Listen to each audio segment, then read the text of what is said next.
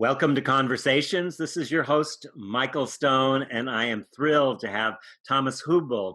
He's a modern mystic, a spiritual teacher, and his work integrates the core insights of the great wisdom traditions with the discoveries of contemporary science, illuminating both his profound understanding of these issues. Thomas's teachings offer a unique approach for living as a mystic in the marketplace of human activity. Thomas, welcome to Conversations. Well, thank you, Michael, for having me. Thank you. I'm very much been looking forward to it. And let's just jump in there because you are going to be at Omega. Do you want to give us just a little brief overview of this Festival of Life celebration that you're going to be doing here for the first time in the States? Yeah, it's the first time in the States after 14 years in Europe, and it's becoming a very big consciousness event in Europe. We decided to move it over this year to the US. And it's a great event with many, culturally creative people. And it has a spiritual dimension, but it also has a dimension, on how do we impact society through our spiritual practice. And this time, our main theme is kind of how do we restore fragmentation? Like we are living in a fragmented world, like fragmentation inside of us, and also fragmentation in the society, and how our spiritual practice helps us to deal with it and also be more empowered or encouraged to participate in the cultural activities and not just to remove oneself. And I think that's where we share like a similar passion, you and I, so that we are looking how this spiritual practice actually strengthen us to face our issues more. And we all know that we are not short of issues at the moment, global issues that we really need to take care of. And I think spiritually informed leadership is something that's really important, and also trauma-informed spiritual practice. So that's what we're going to look at with many people that come from all over to be part of the discussion and that practice. Yeah, and that's August 12th through 17th. I love, Thomas, that you use the word fragmentation or fragmented because it so speaks to what my work has always been about, is healing the wounds of separation and alienation and bringing about some kind of unity consciousness. When you say fragmentation, talk about how you see that in on the global scale. I mean, there's kind of a lot of experience, but you use that word, and you also use the word the marketplace of human activity. Right. I'm curious about how that fits into the fragmentation, the marketplace of human activity. Right. So first of all, with the market, there are two, in my understanding, there are two different paths of spiritual practice. The one is where we go on retreat and we practice in a monastery, in a cave, in the Himalayan mountains, and then we simply renounce and we go down that path. But since we are listening to this, or we are part of this conversation, so we are in culture. And so there is a different path needed. And the path means that I need to develop myself in the higher consciousness dimension as well as in my grounding. And so since I was by myself for years on a meditation retreat. So, and when I came out of it and with all the experiences and insights that I got, and I started to teach, then what I saw pretty quickly is that if we want to practice within the marketplace, if we have families, if we have jobs, if we want to impact culture, we need a practice that really deeply grounds us. But if we practice that, we will meet all our shadows and trauma histories that are not just individual but also collective. And so fragmentation, for me, separation is our primary trauma agreement in culture. We all have been born more or less into a cultural body that is already traumatized. There are huge scars all over the world. So the world doesn't look like that blue marble that you see from outer space. But actually that blue marble has a lot of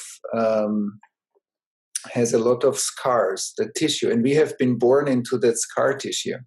And so we carry this in our epigenetics, we carry this in our psychological makeup and social whatever agreements. And so fragmentation is the primary trauma response that shuts down part of our nervous system. And I think a lot of the spiritual practice, even if thousands of years ago we didn't call it trauma, we called it maybe karma, but that our experience of the world is usually not unified.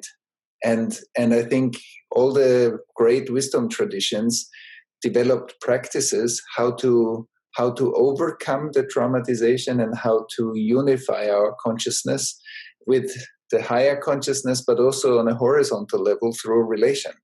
And relation, I think, the relational intelligence is a very important factor for all of us that are living in culture. So I call it that we develop two levels of awareness. One is state awareness, higher state awareness that we can develop through contemplation, meditation, prayer, but also process awareness, that every relation, every interaction, every moment of our life is filled with process awareness. And that's where usually the traumatization and the shadow material plays an important role. And I think that's our job to develop more and more. Yeah, I love that you're looking at it from a cultural perspective. And, you know, there's our relational waking, there's our individual, there's our relational. And then when you're talking about cultural and the shadows of the culture, I think of things like the colonialism, genocide, slavery, all the things that are embedded in the global psyche, and also in the often in the national psyche. Like speaking, you're in the U.S. here, you're speaking about these things, but we have never had any kind of healing around the revolution in the U.S., the slavery, the so many different things that happened here, the genocide of the native people. How do you approach something at an individual level so it's an impact or an upgrade to the cultural consciousness? Right. So first of all, like 15 or 17 years ago when I started to teach, pretty quickly, because my teaching started a lot in Europe and mainly in Germany at the beginning, I saw a very interesting process kind of design happen again and again and again in my groups. And this meant that there was suddenly within, I don't know, a few minutes, 30, 40 people started to cry and see inner images that are clearly from the Second World War and the Holocaust. Yeah. And so after that happening again and again, I said, oh, wow.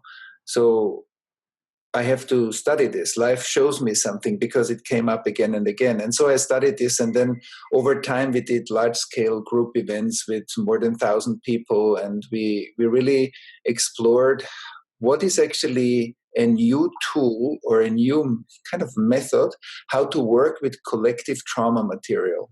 And then, of course, I traveled around the world and we established different courses and systems around the world. And then I saw different aspects that basically have a similar kind of essence and just a different expression. It doesn't matter if it's in China, if it's in the US, if it's in Argentina or anywhere else in the Middle East. The collective trauma, I believe, is the next big wave in the understanding of healing. I'm absolutely certain, because when I saw the enormous effect, and then last year, for example, at the Celebrate Life Festival, I invited one of our guest speakers is a professor for epigenetics, and she talked about that she proved already that epigenetic transmission in sperm cells of mice transmits trauma, and the follow-up generations have expressed the same trauma symptoms without even being traumatized in their own life.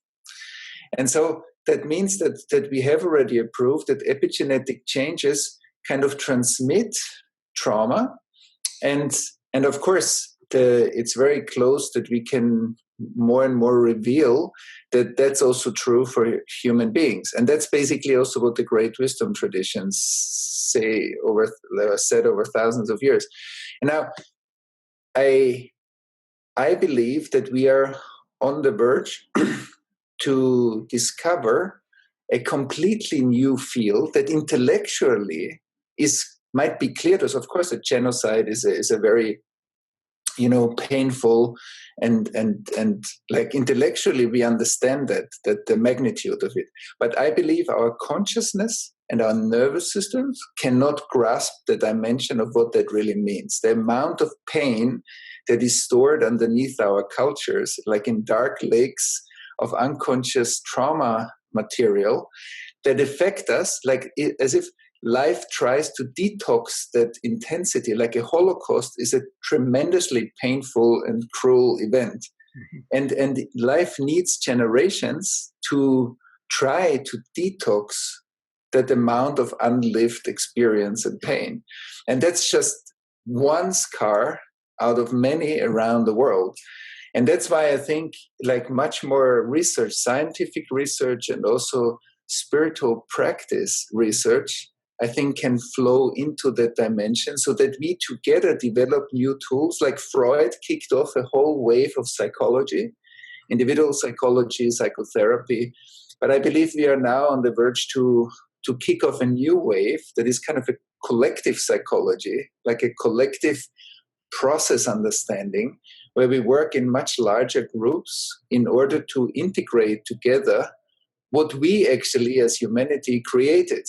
I mean, it's us, it's humans, creating that much pain, and I think that's in another word, the understanding of karma is postponed experience. Like karma is that I cannot process the moment right now, so I postpone the energy of that moment into the next, and if the next means suppressing it.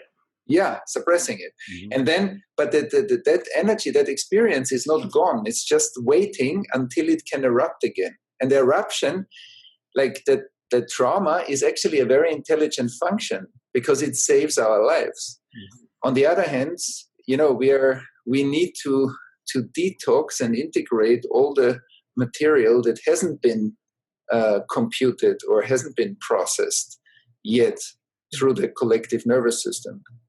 And I think that that's something we should really focus on, because also in the spiritual understanding of fragmentation, what we have been born into and why we have such tremendous amount of individual suffering, I think goes back to those huge impacts that we had in different areas around the world, basically throughout history. It's interesting. I just want to say for our listeners, epigenetics is a fairly new field, and many people don't know what that's showing. But the shortest way I can say it is that we went from thinking that so many things in our life were predicted by our genetic disposition, and now epigenetics is really showing that the conversations, the environment, and our surroundings are having actually a greater impact than our genes, which is interesting because it gives us some freedom from that particular belief that I'm genetically disposed to this way of being, whether it's cancer or just my nature or things like that. So there's kind of a freedom that comes from that opening. Now, when you look at it at a cultural level, there's not the genetic thing there, but I'm curious about the impact that quantum physics is having on this conversation and the language and the entry into more recognition of the field theory and potentiality and the some of the things that are being shown in quantum physics that are actually proving what mystics have been saying forever. Yeah, first of all, I that's a complex conversation, and but to simplify it a bit. So when in the what our work, one part of our work is about collective trauma. Another part of our work is what I call inner science. That the awakening process has kind of an inner scientific whatever design, and so people wake up to different stages or consciousness levels within that process. But it's not that it's just random. It's kind of an evolution of our kind of being. And so when we study Kabbalah or Tibetan Buddhism or Sufism or any other, or Taoism, any other of the core essence of the wisdom traditions, so there is a kind of a knowledge that has been passed on from master to student over thousands of years, and so when we study the different traditions, we see actually that the essence is pretty similar, and it has developed around the planet without much cultural influence. I mean, there was influence, but it has, there was an incubation time in Asia, there was an incubation time in the Middle East, and in different places, and so one aspect that I think is very interesting when we talk about quantum physics is time. Mm-hmm. That usually we might say, oh, tomorrow is the future and yesterday is the past. Right. But in the mystical understanding, which is mystic, I use the word mystical for the essence of the wisdom traditions. So in the understanding of energy, we say, no, not necessarily. Tomorrow can just be a repetition of yesterday. So tomorrow can be just a kind of another loop or another repetition of something that we experienced already. So it's kind of a reproduction of the past. Right. So tomorrow can be the past, not the future. The future, it's only when there is an update, when there is an innovation, when there is a kind of a new realization, when there is a new higher consciousness emerging. So basically, higher consciousness is our future, not tomorrow, not a timeline. And so in the understanding of karma, we see that that's what I call aftertime. The aftertime is the time that it needs to integrate the past.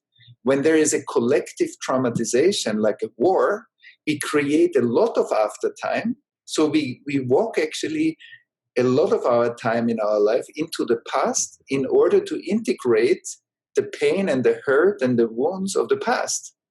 And we all know if somebody has an addiction, like we all know how hard it is to change like such a pattern in our life, because often we recreate it. This can be behavioral patterns, this can be addictions, thought patterns, belief systems. So in order to not repeat the same circuit or the same circle or cycle, we need to invest presence, we need to invest exploration, we need to inquire ourselves. So we all know there are different practices, or we go to therapy. And so in our understanding of time, we say the future is that which we grow into. It's kind of a potentiality that is available for every one of us. But potentiality usually requires like an inner space of listening, so that we can, through contemplative practice, create inner space. Eckhart Tolle talks a lot about space consciousness. Many of the spiritual practices, first of all, create an inner space so that we can quieten our minds in order to listen to the whisper of the future that every one of us can potentially listen to, if the noise of the world, like our senses that are constantly kind of attached to the outer noise, are not overpowering that inner whisper. I often say that whisper is not as loud as the noise of the world. That's why we need to quieten ourselves inside. But if we do that, that communication with the future in form of creativity, inspiration, innovation, intuition, can become a capacity. And I think that's where quantum mechanics and the mystical practice, if we were to have a dialogue, maybe we would find some beautiful parallels. Common ground. And in fact, we actually created we call our center, like the Academy of Inner Science, And we created with 6 universities by now. As of now, we have PhD programs where we combine inner exploration and academic studies in order to further exactly the conversation that you are pointing to. Yeah.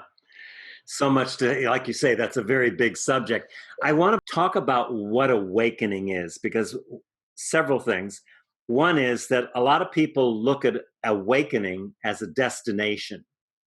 And I really like the way you just said it a minute ago, which I've heard you call evolutionary upgrades that we have.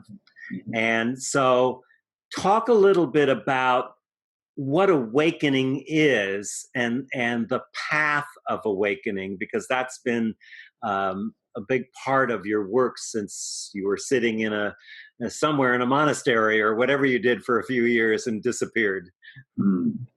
Yeah, awakening, that's a beautiful question. As I think you pointed out a very beautiful misunderstanding that, like, we look at our spiritual path as if it has an end.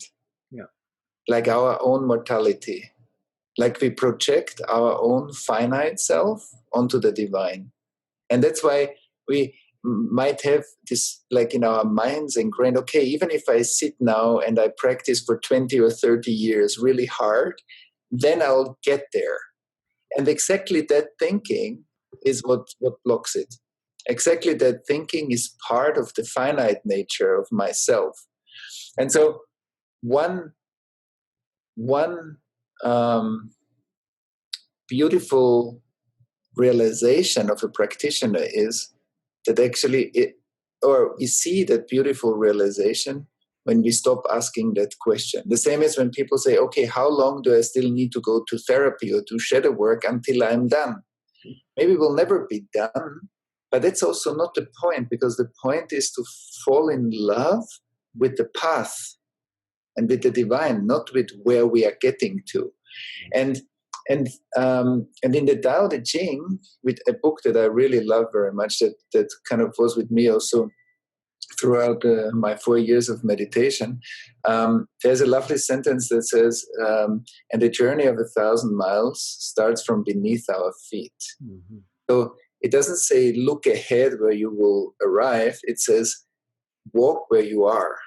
And especially in the spiritual field, there are many people that kind of elevate themselves and try to be already more developed than they actually are.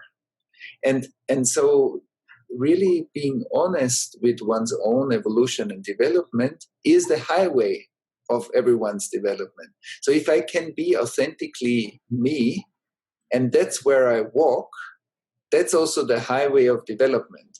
Mm-hmm. And so I think awakening, the first stage of awakening is that we see, wow, life is a continuous movement. Everything in my perception is always moving. The world's moving, the universe is moving, my thoughts are moving, my body sensations are moving. There's nothing in the universe that is fixed. There are different degrees of movement. And even within ourselves, traumatized parts, they move slower because they are reduced in their movement. When we heal, then we synchronize our movement with our essential movement. But awakening has a lot to do with merging back into the river of ourselves. And that's where movement and stillness actually marry. So we practice in the awakening practice, to be more fluid and open, and more immersed in our natural movement, which is intelligence. Intelligence is energy in movement. Intelligence is information in movement. And stillness is kind of the capacity to witness that movement. Yeah. And for some time, we split those two so that we can learn to witness. From being fully identified with the movement, we learn to witness the movement until we merge back into the movement as non-dual awareness. And so that's basically the roadmap of awakening. But I think a very important part of it is that when I know that I'm going to walk forever, I'm awake. like that walking forever means that I transcend my mortality, and that it doesn't matter anymore how long we walk, because walking is like movement is the essence of living. We quit looking at our watch, right? Right. When am I going to get there? So much in what you said. Talk a little bit about the competencies of developing stillness and movement. Those two things are so important for our evolutionary growth and for the whole idea of upgrading the future. Right. So stillness is something that we develop through contemplation, meditation, prayer.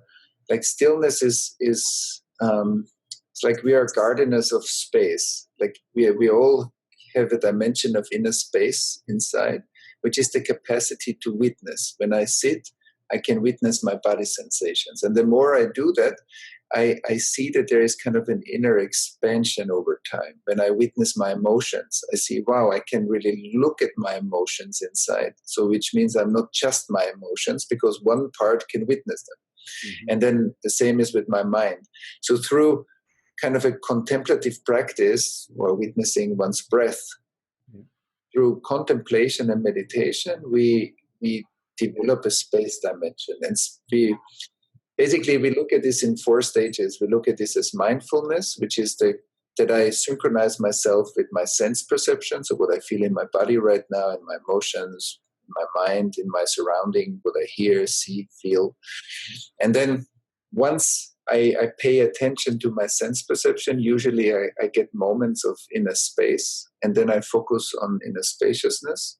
And then there are various degrees of stillness until we reach kind of a certain, whatever kind of a magnetic stillness, which is a new state. And then eventually we get absorbed into kind of a non-dual awareness. So there are different stages, and the more we practice, and if we have a good guidance, so that helps us to remove the kind of difficulties or the hooks where we get hooked up on the path. So we can really have a kind of a ladder into our depth. The other, so we move from a self-identified kind of form consciousness into a greater spaciousness. I would say interiority, but it's bigger than that. But that's a development of the stillness, so that we can leave that identification behind and open up. Now, what about the movement aspect of it, though? Right. And the movement is that every one of us is being born with, or has been born with, kind of a unique composition of intelligence. Mm. And the synchronization with that core intelligence makes our life essential. That's when people say, wow, this person found his or her life path or mission in life. So that the mission is not an idea that I have about my life and that's what I'm trying to achieve, but the mission is being synchronized with one's authentic movement. Mm-hmm. And that I can learn from other people, but actually I need to reflect those principles back onto my own energy or intelligence and listen to my own intelligence. Now, there are two factors that it sounds easy, but what makes it harder is that we live in a time that I believe is heavily disembodied. Yes. So that means that through trauma, collective trauma, shadows, through also the way we live at the moment in big cities, more and more disconnected from nature. I mean, there are many factors that create a significant disembodiment. And technology, if technology, the very technology that we use right now, we can use in a very disembodied way, or we can feel each other through our bodies while we speak to each other and really connect. And then the virtual space becomes actually a very intimate, warm, connected space. But the relational dimension is very important. Absolutely. And so one thing that makes it harder to develop movement is that we often don't feel ourselves, and we also don't feel life. We are over mentalized sometimes, and our culture somehow supports this also, because kind of the scientific paradigm is great and it helped us a lot, but it also might reinforce the disembodiment and give us a kind of a crutch to not have to look at our stuff. But when we overuse our minds, means that we cannot feel anymore. If a parent doesn't feel the child, we need to read many books about parenting. When we don't feel our body, we need to read many books about nutrition, because we don't feel anymore. And the natural sense of feeling is also what increases movement. And one significant factor is that attachment trauma, whatever trauma in itself, and historical or social trauma, are big factors that contribute to that disembodiment, because the trauma zone in me is an area of reduced movement. Every unconscious spot in myself is an area of reduced movement. That's where I cannot feel myself often. I can feel myself often only through symptoms. And that's why I think we need a spiritual practice that helps us to connect to deeper and higher levels of our consciousness, but also help us to really embody ourselves, because the body is like the computer chip that is plugged into the motherboard. The body is hundreds of thousands of years and older, millions of years old. It goes back into the planet. Every one of our bodies is literally a super refined biocomputer that has been built over hundreds and thousands and more of years. And that's something, because our will, the will to live, for you and for me and everybody who is listening right now, is hundreds of thousands of years old. It has never been broken. Otherwise, we wouldn't be here. So it means that the bodies have been refined. So many people live through human life in order to come to that level of refinement of our nervous system, our hormone systems, our emotional system, our mental systems. I mean, let alone that Plato, thousands of years ago, had amazing thoughts that we all think are genius today. So it's not that we are so innovative and whatever cool with what we are thinking. I mean, that has been developed over a long period of time. It's not just that we developed anger or shame or fear. And I think if we honor what life gave us, that life gave us such a refined biocomputer, it says, listen, I developed this over such a long period of time, and I want you to develop it further and to handle it with care. And our body is basically animated planet. And we are living in a time where, and I think that's deeply ecological. That's part of the answer to climate change, that the first answer is in our bodies. That the amount of disembodiment means I don't feel my environment. I cannot connect. I don't care for my environment because I don't feel it. Mm-hmm. And when I come back to my embodiment, I suddenly, through my ancestors, I'm rooted in the core of the planet. The ancestors go back like roots into the core of the planet. And that's, I believe, where ecology needs to start, that instead of creating morals and rules how to save the planet, that we create a felt sense of that we are kind of deeply connected. The water in my body and the carbon in my body is the planet. It's not something else. That's the substance of the planet. So we are animated planet, basically. I'm so glad to hear you say those things, Thomas Hübl, because I spent over 4 decades dancing with Gabrielle Roth. So somatic wisdom is very important to me. And Gabrielle was a very close teacher and friend and has been on our show many times before she passed. But my other life before I did the things I'm doing now was working in the corporate world, where people are quite disembodied. And I used to say I work with heads on sticks, and I'm so much in alignment with what you're saying. And so many people that are teaching, spiritual teachers and even mindfulness teachers, it's all outward. And yet here we have 50 trillion cells, and each one has 100 trillion atoms in it, the same building blocks of everything. And like you say, there are libraries of evolution that are in our body. How can we, evolve without becoming embodied?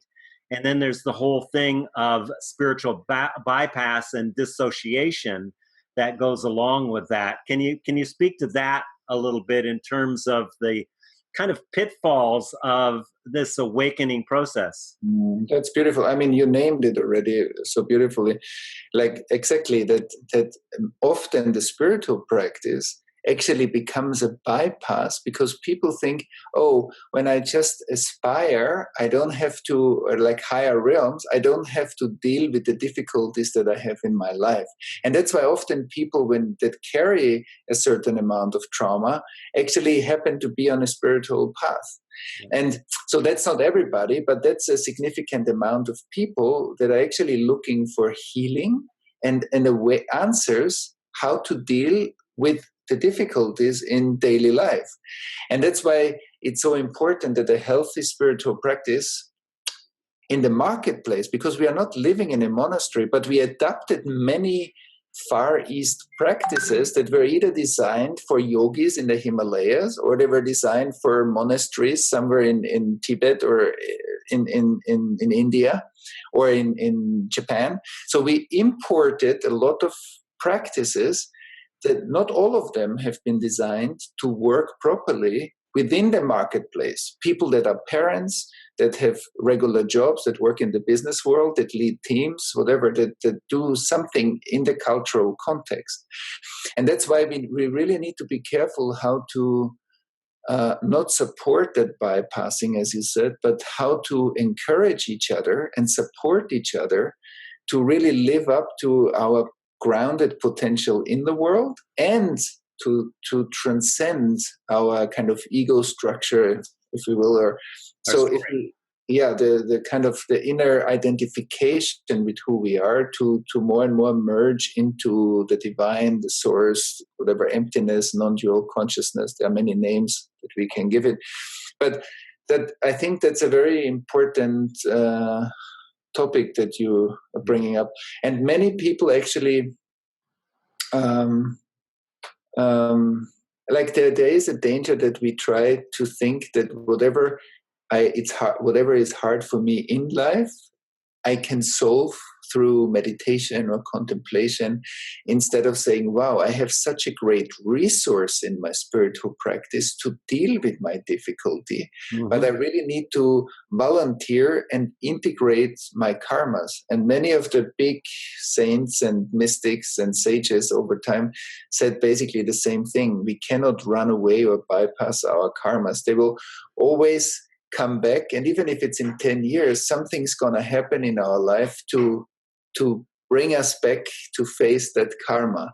Yeah. And I think if we create a spiritual culture, kind of a worldwide culture that uses the best out of whatever different fields, medicine, psychology, psychotherapy, spiritual practice, sociology, and we use the highlights of human intelligence, I think that's intelligent. Maybe someday we could even get excited about the fact that our shadow is arising or that we're getting triggered, knowing, that this is an access to that kind of jump that we're talking about, that evolutionary upgrade or whatever you want to talk about. I'd love to enter that conversation since we're, a little bit short on time. And I want to throw out three areas. One is listening, the whole area of listening, because I think it's really misunderstood, the power of listening. Mm-hmm. And two is listening in relationship and the particular challenges that come in relationship. And within that context, to talk more about the rising of these habitual patterns and shadow things that we have use an enormous amount of energy to continue to keep them suppressed, which causes all kinds of aberrant behavior. That's right. A lot. That's a lot. Yeah, just three small points at the end. First of all, I think you said one thing that I want to highlight is that one sign of a mature practitioner is to really want to be where we are. And it doesn't matter if it's beautiful and it's an amazing easy moment, or if it's a challenging moment, that we really volunteer or we sign up for exactly that. Whatever comes along our path, and more than that, the difficult moments, I often call it a difficult moment is like a barcode that's on a bottle of milk when you go to the supermarket. And if you really solve a difficult moment, the barcode reader goes toot and uploads that code onto our soul's hard disk. So everything that we really resolve becomes wisdom. And next time, the difficulty won't be a difficulty anymore. That's how the power of light or consciousness grows in the world. So all the practitioners that are really more mature will actually invite those unseen places in themselves, the unconscious places that show up through difficulties or problems, into their lives, because that's where we can expand consciousness. That's actually where love grows. That's where love expands. And love expands also through, as you said, listening. Listening, before we talked about stillness, I believe that the deepest listening is consciousness itself. The deepest listener and listening is emptiness. So when we really see, when I listen, I'm also space. Because when I listen, I'm spacious. I'm like there's open space. And so listening has two, for me, in our training programs, when we train listening to each other's processes, so we train two capacities. One is that listening is the more feminine aspect of it, is open space. So like I take you in. When I listen to you, I take you in. I really want to feel what you're saying in like as open space. And the other one is that I listen to you like a laser. So as if we were sitting in a very noisy restaurant, and I really want to get what you're saying, because you're saying one of the most important things right now, and it's very noisy. So then there is a concentration that is really precisely attuned. And I believe that our nervous system, as I said before, is a highly refined biocomputer. So what we train a lot, we call this transparent communication, because that when my nervous system syncs up with your nervous system, actually the transmission of your nervous system can tell me many things about you without me knowing them, because the nervous system is full of information. So, but that needs kind of an attunement. I often say it's like as if there are two trains going into the same direction, but at different speeds. So if one is much faster than the other one, it's kind of, you don't see who sits in the other train. But if they are going both 100 miles per hour, you can literally have a cup of tea. If you were to open the windows, you could have a cup of tea. So attunement means that we find a mutual pace or rhythm or attunement, and then our nervous systems communicate much more information than usually when we are too fast. And it's a coherence, is what you're saying. Right, it's a coherence. It's a mutual coherence. It's interesting that in physics, everything is striving for finding coherence. And of course, we're embodied. I think the other thing in listening too, I don't know if you were going to say this, but the importance of being grounded and in the body. Again, right. Back to the body, I think. Right. And that comes back to what we said before, that the nervous system and the embodiment is the foundation for feeling each other. So parents feel their children. And the interesting thing is that we feel each other through a function that everybody has naturally built in, which means that when you take a baby onto your arm and you look at the baby, you immediately go into a different vibration of yourself. You become slower, you become more attuned. The baby is like space. So when people, grown-ups, talk to a baby and they feel themselves, they talk in a different way. Because why? Because the elevator of consciousness can connect to that age. So in therapy, for example, or in process work, we can use the same elevator to connect to the trauma storage of another person's nervous system. We are using, that's not just a high mystical ability, that's something that every parent does, if it's healthy parenting. So we connect to our children and we meet them at the age that they are. Mm-hmm. And that's something that we can use also in daily life, because the patterns that we create, So when we have a relationship argument, it's not anymore that two 40-year-old people talk to each other. It's a 5-year-old and a 7-year-old trying to figure out how to solve the issue, because we both regress. And then we have this tension because we are both existentially scared or whatever. And then we try to figure that out. And of course, that doesn't really work. And so I think that listening and attunement and relation, this is our, like, a big part of our spiritual practice when we live in the current marketplace, and when our spiritual practice includes intimate relationships and parenting, and also whatever team relationships in companies. It's basically the same thing. Yeah.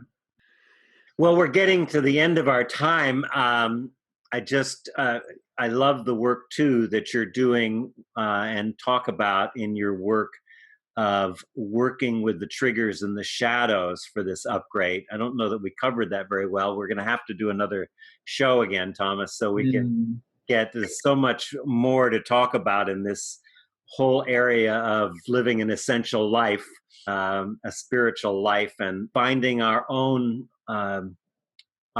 gifts and strengths and talents, our own song, our own expression of that which these things that we're talking about continue to hold us back from that fullest expression. I want to say something more about the Celebrating Life Festival, and you can go to Thomas's website, Thomas Hübl, ThomasHuebl. Yeah, we often live stream most of the events that we are doing in the main hall. On the main stage will be live streamed, and people can participate if somebody cannot come live. So you can participate online, and the tickets are available via the Omega Institute. Mm-hmm. And yeah, so it's different because we are not connected to the Sangha there, but we can still get the transmission and the transmission of the guest speakers and kind of the vibe of the whole event, which has a strong transmission. So online participation is definitely an option. Yeah, interesting. And we also create kind of online communication, and people can do trials online. So it's good. That's great. Well, Thomas Hübl, thank you so much for being on Conversations. I hope we can do it again soon. And I would love that. Yeah, lovely. And thank you for your work. You're doing fantastic work. So thank you so much. My pleasure.